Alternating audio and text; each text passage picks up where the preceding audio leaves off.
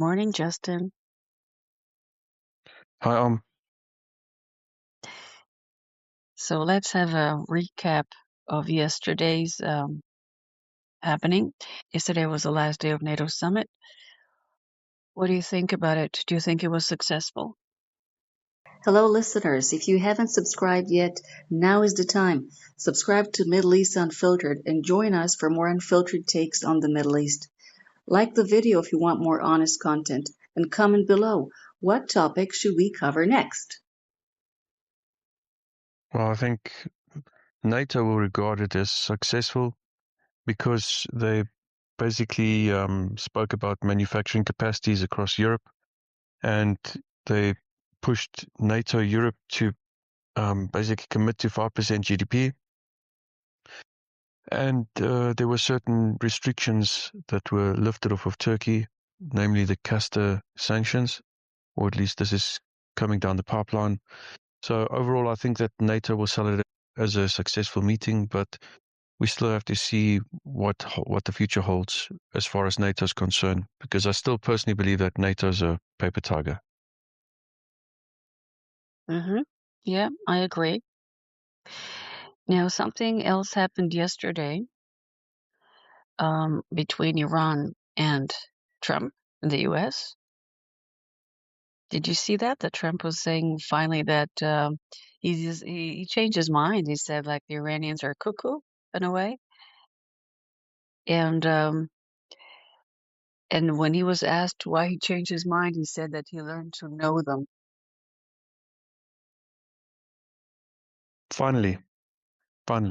So again, what happened to the whole narrative of the free Iran and the meager make Iran great again? We saw what was coming down the pipeline.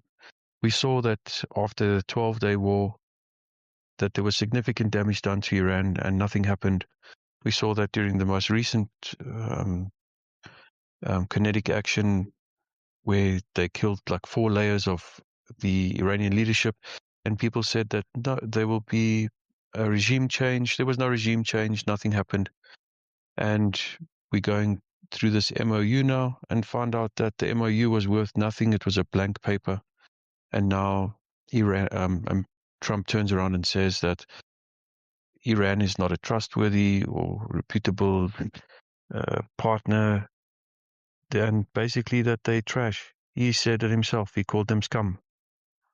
So finally, the narrative has come undone, and the Trump administration sees them for who they are. But again, it was not necessary to go down this road. Everybody knew this from the beginning.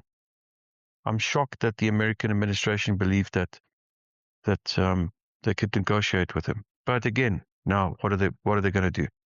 That's the important question. What are they going to do about it?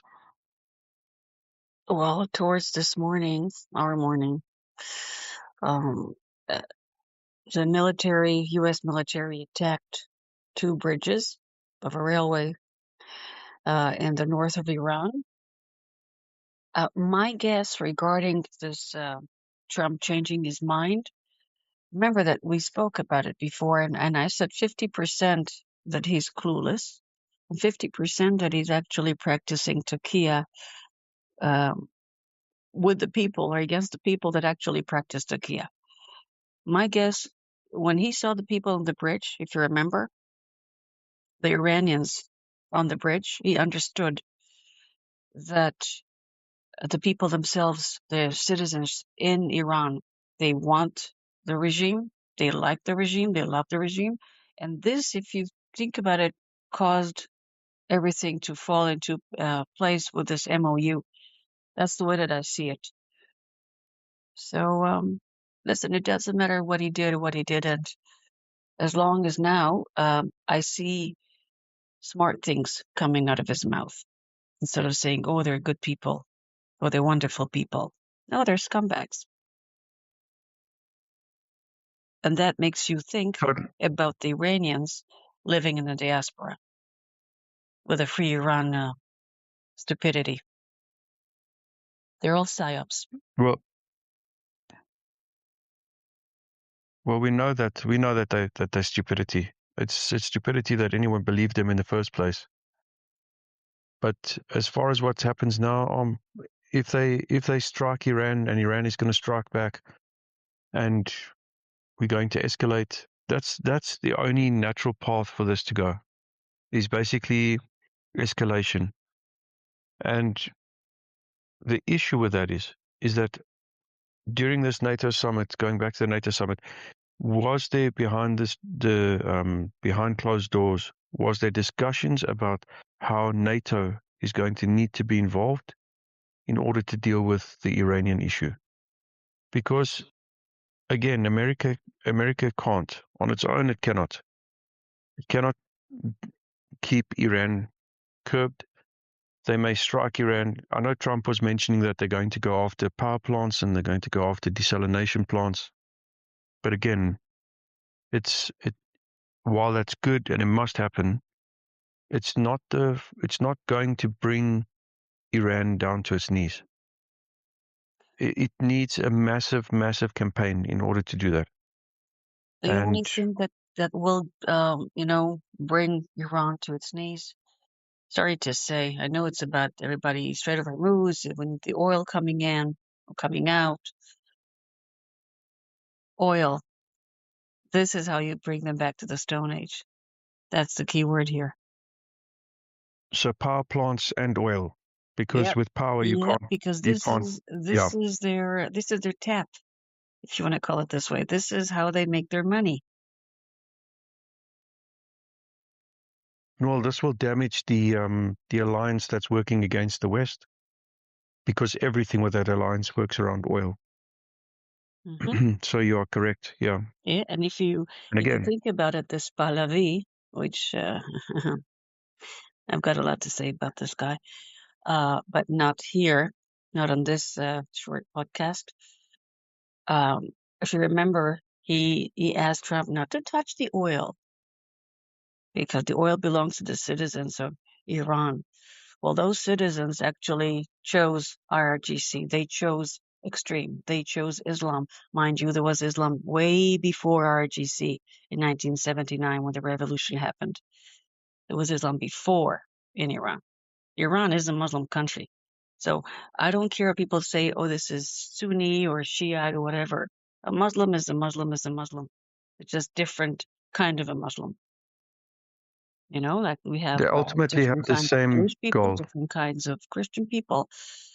So a Muslim is a Muslim is a Muslim. And when I say a Muslim, I mean terrorist. Yes, because they follow terrorist book.